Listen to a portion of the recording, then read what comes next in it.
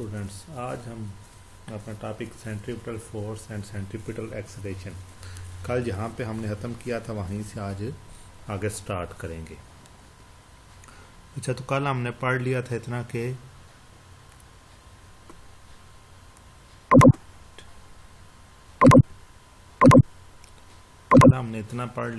कि जो फोर्स की वजह से एक्सेलरेशन पैदा होता है, सेंट्रीपिटल फोर्स की वजह से एक्सेलरेशन पैदा होता है जिसको हम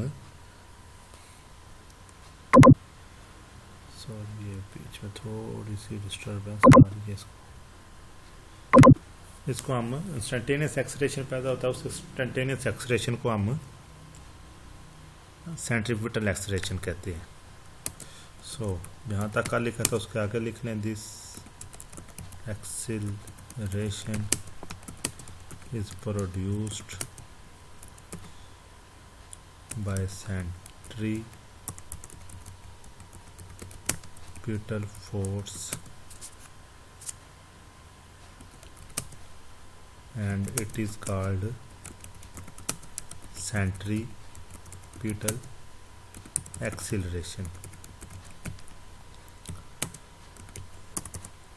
It is denoted by, इसको हम रिप्रेजेंट करते हैं, इसको हम लिखते हैं बाय ए और साथ ही सब्स्टिट्यूट में लिखते हैं सी फॉर सेंट्रीपिटल। मतलब ये जो एक्सेलरेशन है इसको हम सेंट्रीपिटल एक्सेलरेशन कहते हैं। ठीक हो गया जी, ये तो होगी इसकी डेफिनेशन। अच्छा जी, ये तो है इसकी डोनेशन। अब हमने देखना है कि इसको डिफाइन किस तरह किया जाता है कि व्हाट इज सेंट्रीपिटल एक्सेलरेशन। ये अभी इतना याद रखना कि ये कल वाला ही लॉन्ग चल रहा है, ये न्यू लॉन्ग नहीं है, ये अभी वो वाला लॉन्ग कंटिन्यू है। इस लॉन्ग को पहले हमने आज के लेक्चर में वाइंड अप करना है क्योंकि ये काफ़ी लेंथी टॉपिक है। सेंट्रीपिटल फोर्स का जो टॉपिक है ना, उसमें पहले सेंट्रीपिटल फोर्स ऐड करनी है, फिर सेंट्रीपिटल एक्सेलरेशन भी उसी में इसी का पार्ट है। अच्छा जी, अब इसके नीचे हेडिंग दे लें, कंट्रोल यू, डेफिनेशन ऑफ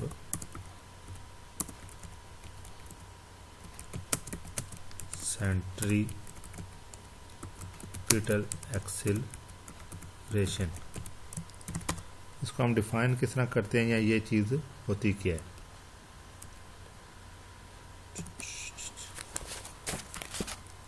एक तो इसको सिंपल सा तरीका है कि the acceleration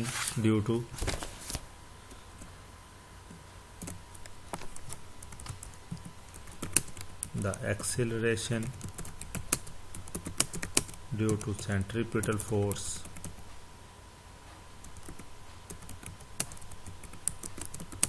is called centripetal acceleration। Means जो कि आपके पास सेंट्रीपिटल फोर्स के रिजल्ट के तौर पे आता है ना, उसको हम सेंट्रीपिटल एक्सेलरेशन कहते हैं। अब नेक्स्ट आपने इसका फाइंड आउट करना है डायरेक्शन को, कि डायरेक्शन ऑफ सेंट्रीपिटल एक्सेलरेशन क्या होगी। हमने पढ़ा था कि direction of force is always towards the source या towards the centre of the circle, यही पढ़ा था ना हमने। अब हमने फाइंड आउट करना है कि उस फोर्स की वजह से जो एक्सेलरेशन पैदा हो रहा है उसकी डायरेक्शन किस तरफ होगी। इसको हम इस तरह लिखेंगे। ऊपर जो डायग्राम हमने कल बनाई थी उसको ध्यान में रखना है। Since P Q is perpendicular to O A and P R is perpendicular to O B, so OR नहीं,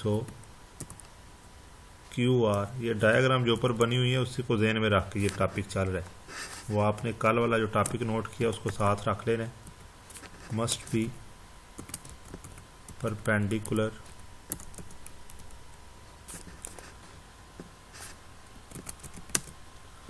to AB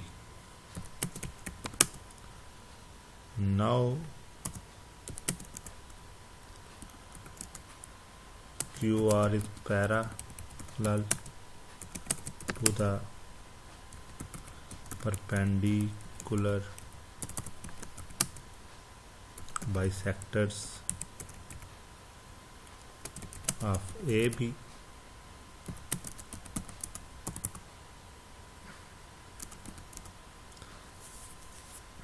as the acceleration of the object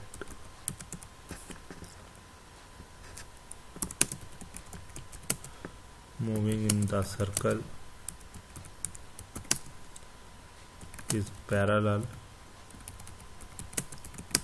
to delta V। इसको मैं एक्सप्लेन करता हूँ कि ये सारा इन्होंने लिखा क्या हुआ है।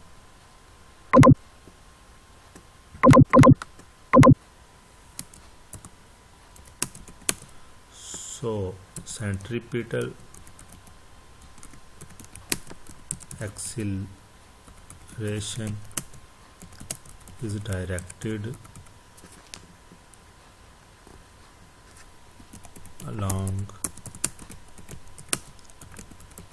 radius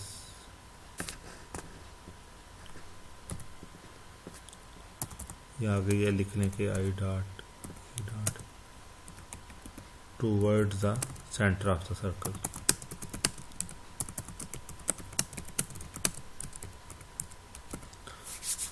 अच्छा, ये पैराग्राफ समझ लें, ये लिखना ज़रूरी है।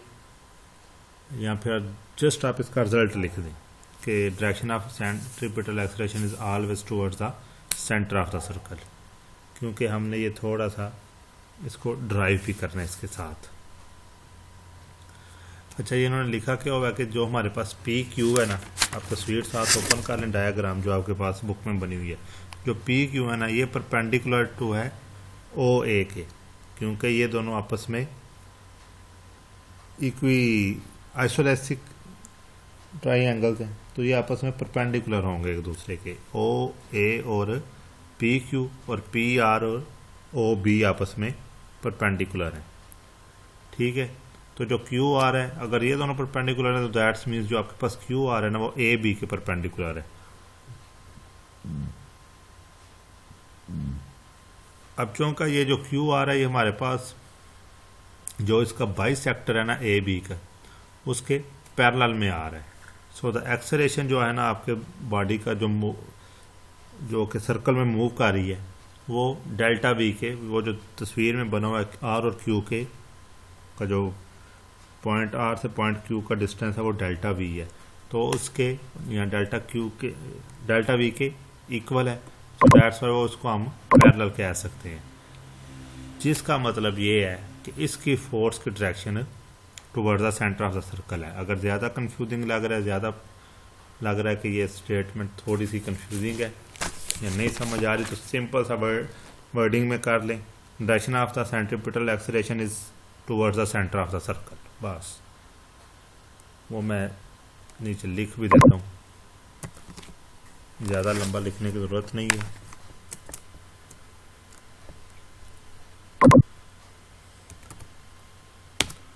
और यहाँ वो पूरा पैराग्राफ लिख लें या फिर सिंपल ये लाइन लिख लें, from above figures we can say या we can prove, we can say ही प्रॉपर है, we can say that direction of centripetal acceleration is always directed towards the center of the circle। Means इसकी direction हमेशा circle के centre की तरफ। यहाँ पे सिर्फ आप ये लाइन लिखें, अगर वो पीछे वाली सारी स्टेटमेंट मुश्किल है ना, तो ऊपर ये लिख लें कि from above figures we can say या वी कैन फाइंड भी प्रॉपर वर्ड है, the direction of centripetal acceleration is always directed towards the centre of the circle. अब आगे हेडिंग दे लें जी एक्सप्रेशन फॉर सेंट्रीपिटल फोर्स। अच्छा, ये जो टॉपिक है ना, इसमें जितनी ज़्यादा आप ये इक्वेशंस वगैरह लिखेंगे ना उतना ही ईजी है। वो थ्योरेटिकली आप छोटा भी लिखते जाएं तो कोई प्रॉब्लम नहीं है, लेकिन ये स्टेप्स नहीं आप लोगों ने मिस करना। सिंस यहाँ वी नो एक ही बात है,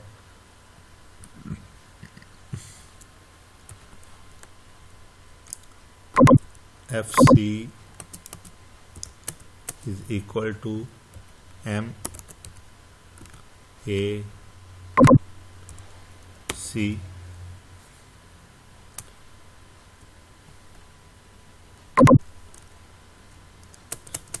एंड ए सी की हमने यहाँ पे वैल्यू लगा देनी है। F C is equal to M, और ए सी जो हमने ऊपर प्रूव किया, ए सी किसके इक्वल है, वी स्केयर ओवर आर के। तो ये आ जाएगा वी का स्केयर, एंड स्केयर को खत्म करें ओवर आर के। तो F C is equal to M V square आ जाएगा। अब इसी चीज को हमने नेक्स्ट हेडिंग दे लें एंगुलर मेजरमेंट्स।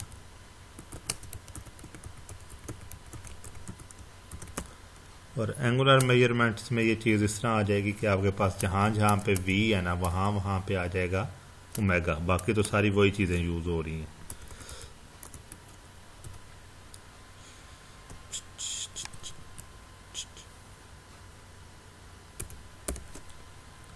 अच्छा, यहाँ पे ये इसके ना वो मैग्नीट्यूड कंपोनेंट की बात हो रही है, इस वजह से ये फोर्स को बोल्ड ही किया जा रहा है, अदरवाइज ये वेक्टर क्वांटिटी है, ये तो पता ही होना चाहिए आप लोगों को। तो ये इक्वेशन बन जाएगी आपके पास स्मॉल एम, और वी की जगह वी स्केयर किसके इक्वल होता है, ये हमने पढ़ा proof, V square is equal to R into omega. ये तो याद ही होगा आप लोगों को, क्योंकि अभी तो ये बिल्कुल ताज़ा ताज़ा हमने पढ़ा है। आर ओमेगा और स्केयर हम होल का लगा देंगे, और ओमेगा होल का स्केयर, और बटे में आ जाएगा एक आर। फिर आगे इसकी रीज़न दे लें,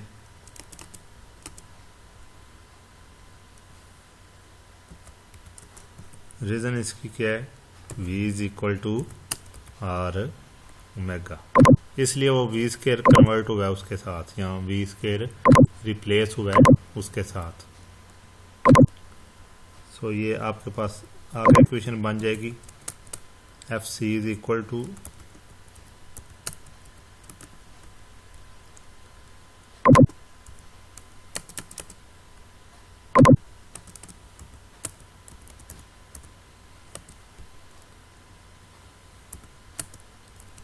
एम आर और ओमेगा का square. F C is equal to M R omega का स्केयर, अगर आप इसके एंगुलर कंपोनेंट्स को डिस्कस कर रहे हैं, ठीक है। अब आ जाएं जी, इसके कुछ पॉइंट्स हैं वो आप लोगों ने नोट डाउन करने हैं। सो उसकी हेडिंग दे लें आप लोग, वो पॉइंट्स कौन से हैं। पहले नंबर पे जी इसका यूनिट क्या है, ठीक है।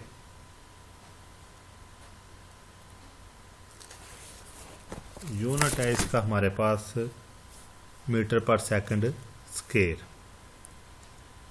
इधर पॉइंट्स में दे देता हूँ, इट्स यूनिट यहाँ और लिख लें यूनिट ऑफ सेंट्रीपिटल फोर्स, एक ही बात है। Its unit is metre per second square. Second number पे आ जाएं जी, यूनिट ऑफ, और फोर्स का जो यूनिट है वो एक ही बात है, ये जो ऊपर है इट्स यूनिट, ये है सेंट्रीपिटल एक्सेलरेशन का, भी है unit of centripetal force is Newton. Third number पे जी डायमेंशन नहीं अभी आप लोगों ने पढ़ी, तो जब वो मैं हम पढ़ेंगे ना तो तब आपको एक्सप्लेन देंगे। इधर इट्स की जगह कर दें कि unit of centripetal acceleration is metre per second square. ठीक हो गया जी। तो ये यहाँ तक आपका वो एक लांग आ खत्म हुआ सेंट्रीपिटल फोर्स वाला। मैं सारा एक दफ़ा आपको क्विक रिवाइज करा देता हूँ। अच्छा जी, सेंट्रीपिटल फोर्स का ये टॉपिक है हमारे पास कि व्हाट इज सेंट्रीपिटल फोर्स। तो पहले उसकी हमने डेफिनेशन लिखनी है कि the force needed to bend normally straight path of a particle into circular path is called centripetal force। आगे इसकी एक्सप्लेनेशन है जी। उसमें वो जो हमने आप लोगों ने मैट्रिक में बल्कि पढ़ी होगी कि एक बच्चा है वो एक धागे के साथ एक पत्थर को बांध के घुमा रहा है। तो जब अगर वो धागा कहीं से टूट जाए तो आपका वो स्टोन या पत्थर जिस पॉइंट पे पड़ा होगा ना वहाँ से वो सर्कुलर मोशन जारी नहीं रखेगा, वहाँ से वो सीधा जिस पॉइंट से होगा वहाँ से टेंजेंट बनाता हुआ आगे मूव कर जाएगा। ठीक हो गया जी। ये नीचे तस्वीर है, अगर तो ये वाली बन सकती है तो ठीक है, अदरवाइज जो आप स्कूलों को इजी लगे उस तरह की बना लीजिएगा। इसके बाद हमने जी इसका पढ़ा है वो जो point it is always directed towards the centre of the circle. Centripetal force की डायरेक्शन हमेशा सर्कल के सेंटर की तरफ होगी। सेकंड नंबर फिर इसकी हमने एडिंग देनी है जी। इसकी एग्जांपल्स कौन सी हैं? तो इसकी एग्जांपल्स हैं हमारे पास के एक बॉल को हम सर्कुलर मोशन में मूव करा रहे हैं,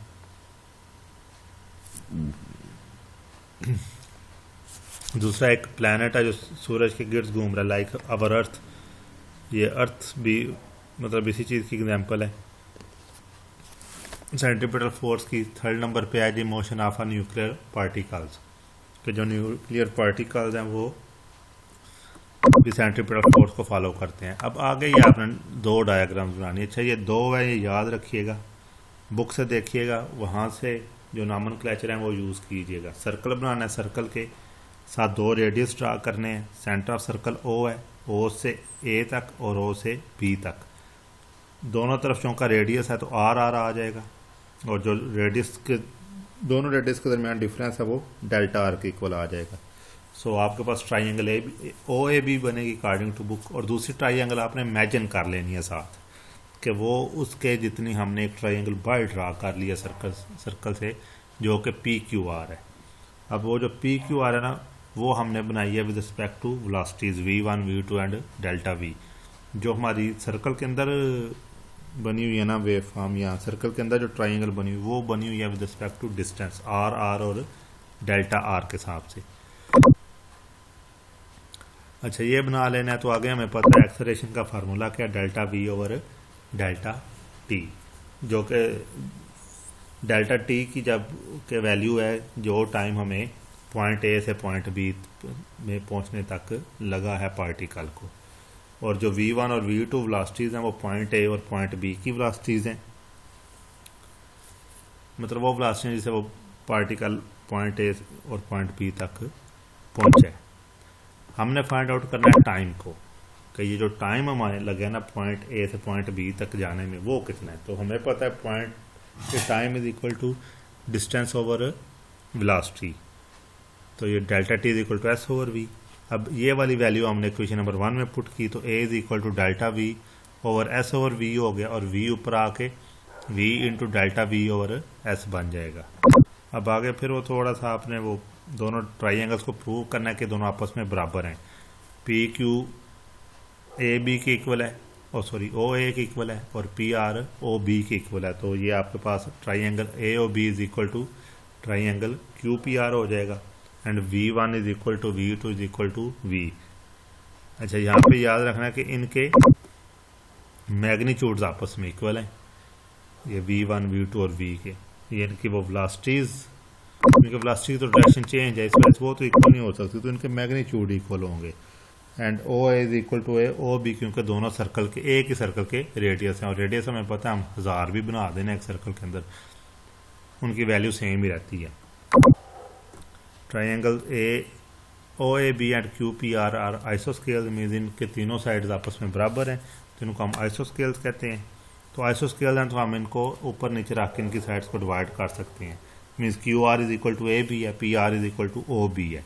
तो अगर हम इनको ऊपर नीचे रख के डिवाइड करें तो ये delta V over V is equal to A B over R हो जाएगा, जबकि ए बी एस के इक्वल है। So delta V over V is equal to S over R and delta V is equal to V into S over R.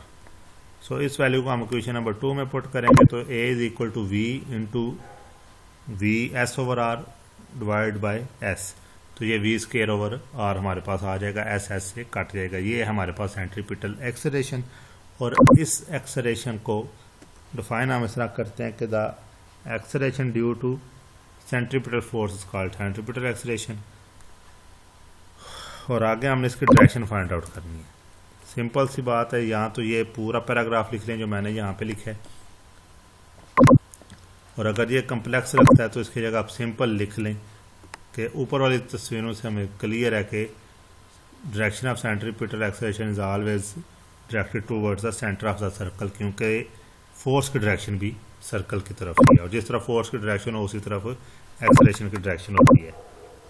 And आगे आपने ये कर लेना है जी, F C is equal to M A C, F is equal to M A. तो यहाँ पे चूँकि सेंट्रीपिटल फोर्स की बात हो रही है तो F C is equal to M A C and that's mean F C is equal to M V square over R. अगर इसको एंगुलर मोशन में ले जाएंगे, एंगुलर मेजरमेंट्स में ले जाएं तो F C is equal to M R omega square over R and F C is equal to M R omega square. Acceleration का यूनिट हमारे पास मीटर पर सेकंड और फोर्स का यूनिट हमारे पास न्यूटन, ये जो हमारे पास नॉर्मल यूनिट्स भी हैं। आज का आपका टॉपिक इतना ही है। साथ ना आप लोगों के लिए एक छोटा सा होमवर्क है, लिख देता हूँ इधर होमवर्क। आप लोगों ने क्या करना है, ये बेशक करके ना ये वाला जो मैंने बोला है तो ये आप मुझे बेशक मैसेज की फॉर्म में सेंड कर दें, या बस मतलब आप लोगों ने एक कर लेना, सेंड बेशक ना करें। चलें, राइट इक्वेशंस ऑफ मोशन, वो जो 3 इक्वेशन ऑफ मोशन है ना, in linear and angular, in linear and angular motion form. Means linear motion के केस में वो क्वेश्चंस किस तरह बनेगी और एंगुलर मोशन के केस में ये मतलब आपने ऐसे कंपैरिजन बनाना है। मतलब मैं आपको थोड़ा सा बताता हूँ। पहली इक्वेशन है V F is equal to V I plus A T, ये लीनियर है तो इसका एंगुलर क्या बनेगा, omega F is equal to omega I plus alpha T. Same इसी तरह S is equal to V I T plus half A T square, तो उसका आपने लिखना है जी एस की जगह थीटा, और वो सारा लिखना है। लिख के बेशक मुझे मैसेज कर दीजिएगा तस्वीर बना के, अदरवाइज ये जो यूट्यूब का जहाँ पे मैं चैनल वीडियो लगाता हूँ उसके नीचे लिख दीजिएगा, वो आपका कमेंट भी हो जाएगा और मुझे पता भी चल जाएगा आप लोगों ने वीडियो देखी है। तो ये टॉपिक यहीं पे ख़त्म होता है। गेयर वाइज करा रहा हूँ, बड़ा इंपॉर्टेंट टॉपिक है, थोड़ा सा इसको ध्यान से कीजिएगा। लॉन्ग क्वेश्चन और बहुत ज़्यादा इंपॉर्टेंट है ये। चलिए आज का लेक्चर हमारा बस इतना ही है। 20-25 मिनट का छोटी वीडियो बनी है क्योंकि टॉपिक 2 हिस्सों में डिवाइड हो गया था। चलिए अल्लाह।